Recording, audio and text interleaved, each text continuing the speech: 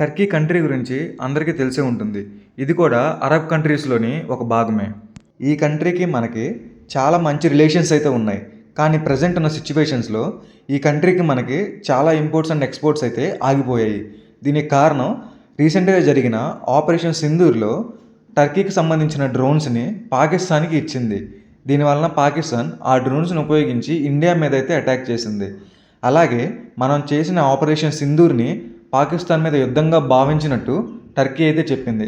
అంటే మనం ఇండైరెక్ట్‌గా పాకిస్తాన్ మీద యుద్ధం చేసినట్టు, పాకిస్తాన్‌ని ఆక్యుపై చేస్తున్నట్టు టర్కీ అయితే మాట్లాడింది.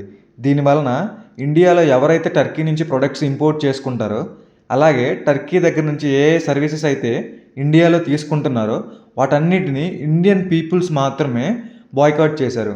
గవర్నమెంట్ అయితే ఎటువంటి రియాక్షన్ తీసుకోలే. కానీ ఇండియన్స్‌కి తెలుసు ఎవరి దగ్గర నుంచి ఏది తీసుకోవాలో. ముందుగా టర్కీ నుంచి మనం ఏమేమి ఇంపోర్ట్ చేసుకుంటున్నామో చూద్దాం. మినరల్ ఫ్యూయల్స్ అండ్ ఆయిల్స్ 2023లో దాదాపు 2 బిలియన్లకు సంబంధించి ఆయిల్స్‌ని అలాగే మినరల్ ఆయిల్స్‌ని మనం ఇంపోర్ట్ చేసుకున్నాం. నెక్స్ట్ ముత్యాలు. ఇవి టర్కీ నుంచి 70% వరకు ఇండియా అయితే ఇంపోర్ట్ చేసుకుంటుంది. ఎందుకంటే ఇండియాలో కల్చరల్స్ చాలా ఎక్కువ. ఈ కల్చరల్లో యూజ్ చేసే ప్రతి ఆర్నమెంట్లో ఈ ముత్యాలను అయితే ఉపయోగిస్తారు. అందుకనే ఈ ముత్యాలని చాలా ఎక్కువగా టర్కీ నుంచి అయితే ఇంపోర్ట్ చేసుకుంటున్నారు. ప్రజెంట్ ఈ ముత్యాలని ఎవరెవరైతే ఇంపోర్ట్ చేసుకుంటున్నారో వాళ్ళందరూ టర్కీలో ఉన్న ఆర్డర్స్ అన్నిటినైతే క్యాన్సిల్ చేశారు. తర్వాత న్యూక్లియర్ రియాక్టర్ అలాగే వాటి విడిభాగాలు. అంటే న్యూక్లియర్ ప్లాంట్లో కావాల్సిన కొన్ని స్పేర్ పార్ట్స్ని అయితే మనం టర్కీ నుంచి ఇంపోర్ట్ చేసుకుంటున్నాం. వీటిని ఓన్లీ టర్కీ మాత్రమే తయారు చేయటంలా చాలా కంట్రీస్ టర్కీ కంటే చీప్గా తయారు చేస్తాయి. కానీ టర్కీతో ఉన్న రిలేషన్ వల్ల మనం టర్కీ నుంచి కొంత భాగం అయితే ఇంపోర్ట్ చేసుకుంటున్నాం. సాల్ట్ అలాగే ప్లాస్టరింగ్ మెటీరియల్స్. సాల్ట్ మన ఇండియాలో చాలా దొరికింది. కానీ కొన్ని రకాల సాల్ట్స్ని మనం టర్కీ నుంచి అయితే ఇంపోర్ట్ చేసుకుంటాం.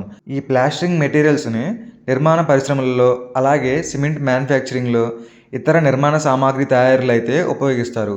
టర్కీ నుంచి ఇది ఇంపోర్ట్ చేసుకోవడానికి ముఖ్యమైన కారణం ఇది క్వాలిటీ బాగుంటుందని. Next inorganic chemicals. మనం $188 మిలియన్ అయితే వీటిని ఇంపోర్ట్ చేసుకుంటాం. వీటిని ఫార్మాసిటికల్స్ అలాగే అగ్రికల్చర్ ఇంకా కెమికల్ ఫ్యాక్టరీస్లో అయితే యూజ్ చేస్తారు. టర్కీ నుంచి దిగుమతి చేసే S4SS అనే ఈ కెమికల్ని ఇండియాలో ఎక్కువగా అయితే యూజ్ చేస్తూ ఉంటారు. Next Apple. మనం టర్కీ నుంచి దాదాపు $100 మిలియన్ అయితే యాపిల్స్ని ఇంపోర్ట్ చేసుకుంటాం. ఈ యాపిల్స్ రిటైల్ మార్కెట్లో చాలా దారుణంగా అయితే అమ్ముతూ ఉంటారు. అలాగే రాజకీయ పరిస్థితుల కారణంగా కొంతమంది భారతీయ వ్యాపారులు టర్కీ నుంచి యాపిల్స్ని కొనటం అయితే ఆపేశారు. దీనికి బదులుగా ఇరాన్, న్యూజిలాండ్, హిమాచల్ ప్రదేశ్ మరియు మన ఇండియాలో ఉన్న ఉత్తరాఖండ్ యొక్క యాపిల్స్ని అయితే ఇండియన్ యొక్క రిటైలర్స్ కొంటూ ఉన్నారు. దీనివలన మన ఇండియాలో ఉన్న యాపిల్స్ కూడా డిమాండ్ పెరుగుతుంది. Next marbles. దాదాపు మనం సంవత్సరానికి 3,000 కోట్లకు పైగా మార్బుల్స్ని అయితే టర్కీ నుంచి ఇంపోర్ట్ చేసుకున్నాం. దీనికి ముఖ్యమైన కారణం ఇండియాలో ఉన్న లగ్జరీ బిల్డింగ్స్ని కావచ్చు, అలాగే లగ్జరీ విల్లాస్ని నిర్మించేటప్పుడు ఈ మార్బుల్స్ని అయితే ఉపయోగిస్తారు. మనం ఇండియాలో వాడే 70% మార్బుల్స్ని టర్కీ నుంచి మాత్రమే కొంటున్నాం. మన రాజస్థాన్లోని ఉదయ్పూర్ ఆసియాలోని అతిపెద్ద మార్బుల్ హబ్. కానీ ప్రజెంట్ వీళ్ళు కూడా టర్కీ నుంచి ఈ మార్బుల్స్ని ఇంపోర్ట్ చేసుకోవడం ఆపేశారు. దీనివల్ల టర్కీకి పెద్ద దెబ్బే పడింది. అలాగే చిన్న చిన్న ఇంపోర్ట్స్ అయితే చేసుకుంటూ ఉంటాం. అవే gold, vegetables, cement, iron, steel మరియు ఆయిల్ సీడ్స్ వంటివి. ప్రజెంట్ వీటిని కూడా ఇంపోర్ట్స్ చేయడం అయితే ఆపేశారు. ఇలా చాలా ప్రోడక్ట్స్ని మనం టర్కీ నుంచి అయితే ఇంపోర్ట్ చేస్తున్నాం. చాలామంది ఇండియన్స్ తమ డెస్టినేషన్ వెడ్డింగ్ అయితే టర్కీలో చేసుకుంటూ ఉంటారు. అలాగే కొంతమంది ఇండియన్స్ విజిటింగ్కి కావచ్చు, టూరింగ్కి కావచ్చు ఇలా టర్కీని అయితే బుక్ చేసుకుంటూ ఉంటారు. ప్రజెంట్ 90% పీపుల్ ఈ బుకింగ్స్ని అయితే క్యాన్సిల్ చేసుకున్నారు. దీనివలన టర్కీకి 1,200 కోట్ల నష్టం అయితే వస్తుంది. ఈ విధంగా ఇండియన్స్ అయితే టర్కీ మీద రివెంజ్ తీర్చుకుంటూ ఉన్నారు. కానీ టర్కీ మాత్రం ఎప్పటికీ పాకిస్తాన్ స్టాండ్ బైగా ఉంది. మేము తీసుకున్న నిర్ణయాలన్నీ కరెక్ట్ అనే చెబుతుంది. మీకు తెలుసా, కరెక్ట్గా 6 నెలల క్రితం టర్కీలో భయంకరమైన భూకంపం అయితే వచ్చింది. దీనివలన టర్కీలో చాలా అపార్ట్మెంట్స్ నేలమట్టమయ్యాయి.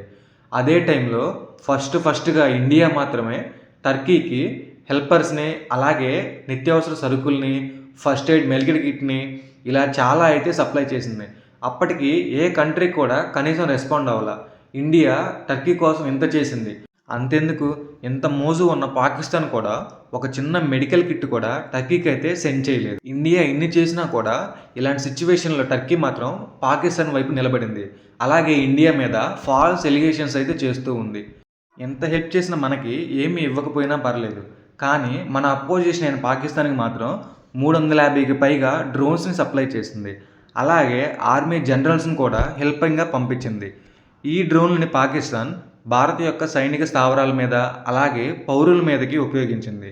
దీనివలన 18 మంది పౌరులు అయితే మరణించారు. ఈ టర్కీ ఇచ్చిన డ్రోన్లకి ఇండియా ఏమాత్రం భయపడదు.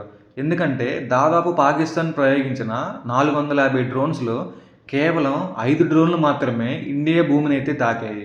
కేవలం అవి కూడా చిన్న చిన్న గ్రామాల మీద పడడం వల్లే ఇన్ని మరణాలు సంభవించాయి. మీకు తెలుసా, ఈ డ్రోన్స్ డీల్ పాకిస్తాన్కి టర్కీకి మధ్య $1 బిలియన్ మాత్రమే. కానీ టర్కీకి ఇండియాకి మధ్య ఆగిపోయిన బిజినెస్ 10 బిలియన్స్. అంటే 10 రూపాయల కోసం 100 రూపాయలను అయితే టర్కీ వదిలేసుకుంది. పాకిస్తాన్ ఇలాంటి సమయంలో మాత్రమే టర్కీ నుంచి డ్రోన్లను తీసుకుంటుంది. కానీ ఇండియా ప్రతి సంవత్సరం ప్రతి నెల టర్కీ నుంచి ఇంపోర్ట్స్ని అయితే చేసుకుంటుంది. టర్కీ ఈ విషయం ఎలా మర్చిపోయిందో అర్థం కావటం లేదు. ఇండియాలో టర్కీకి ఒక పెద్ద బిజినెస్ అయితే ఉంది. అదే ఈ ఎయిర్పోర్ట్లో గ్రౌండ్ స్టాఫ్ మెయింటెనెన్స్. ప్రజెంట్ ఈ గ్రౌండ్ స్టాఫ్ మెయింటెనెన్స్ అయితే వదిలేసి వెళ్ళిపోవాలని ఇండియన్ గవర్నమెంట్ టర్కీ గవర్నమెంట్ యొక్క కంపెనీకి ఆర్డర్ చేసింది. కానీ ఈ టర్కీ యొక్క కంపెనీ సుప్రీంకోర్టులో కేసు అయితే వేసింది. ఎవరో చేసిన తప్పుకి మమ్మల్ని వెళ్ళిపోమ్మంటున్నారని. ప్రజెంట్ ఈ కేసు అయితే రన్నింగ్లో ఉంది. వన్స్ ఇది కంప్లీట్ అయిన తర్వాత ఇండియాలో ఉన్న అతిపెద్ద బిజినెస్ కూడా టర్కీకి అయితే క్లోజ్ అయిపోతుంది. దీనివలన టర్కీ యొక్క జీడిపి దాదాపు 10% అయితే డౌన్ఫాల్ అవుతుంది. టర్కీ చేసిన ఆ ఒక్క డెసిజన్ వల్ల ఆ దేశంలో మన ఇండియన్ మూవీస్ చేయాల్సిన షూటింగ్స్ని, అలాగే ఇండియన్ పీపుల్ బుక్ చేసిన హోటల్స్ని, అలాగే ఇండియన్ బయర్స్ కొంటున్న అక్కడ యాపిల్స్ కావచ్చు, వగైరా సామాన్లు కావచ్చు, ఇలా గోల్డ్ సిల్వర్ ఏమైనా అన్ని డీల్స్ని క్యాన్సిల్ చేశారు. అలాగే టర్కీకి సంబంధించి కొన్ని యూట్యూబ్ ఛానల్స్ని, న్యూస్ ఛానల్స్ని ఇండియన్ పీపుల్స్ మరియు కొన్ని గవర్నమెంట్స్ అయితే బ్యాన్ చేశాయి. ఈ విధంగా టర్కీకి కోలుకోలేని దెబ్బ అయితే పడింది. కానీ టర్కీ మరియు పాకిస్తాన్ మధ్య దీర్ఘకాల రక్షణ మరియు రాజకీయ సంబంధాలు అయితే ఏర్పడ్డాయి. దీనివల్ల టర్కీకి వచ్చేది కేవలం 1 బిలియన్ మాత్రమే. మీకు ఈ విషయం తెలుసా, టర్కీ సేల్ చేసిన డ్రోన్స్ అన్నీ టర్కీలో మ్యానుఫ్యాక్చరింగ్ అవ్వవు. అసలు టర్కీ డ్రోన్స్ని మ్యానుఫ్యాక్చరింగే చేయదు. అమెరికా దగ్గర ఈ డ్రోన్స్ అన్నిటినీ కొంటుంది. అలాగే ఈ డ్రోన్స్ని పాకిస్తాన్కి ఇచ్చేసింది. ఏదైనా దేశం దగ్గర మనం డిఫెన్స్ ఐటమ్స్ కొన్నప్పుడు మనం ఆ దేశం యొక్క పర్మిషన్ లేకుండా వేరే దేశానికి వాటిని మనం ఇవ్వకూడదు. కానీ టర్కీ అమెరికా దగ్గర పర్మిషన్ తీసుకుందో లేదో మనెవరికీ తెలియదు. కానీ పాకిస్తాన్కి అయితే ఈ డ్రోన్స్ని సప్లై చేసింది. తర్వాత అమెరికా కూడా ఈ విషయం గురించి చాలా సైలెంట్గా అయితే ఉంది. దీనిని బట్టి మనం అర్థం చేసుకోవచ్చు, ఇండియా మీద ఇండైరెక్ట్గా అమెరికా కూడా యుద్ధం చేస్తుందని. That's it guys. ఇన్ఫర్మేషన్ నచ్చితే వీడియోని లైక్ చేసి ఛానల్ సబ్స్క్రైబ్ చేయండి.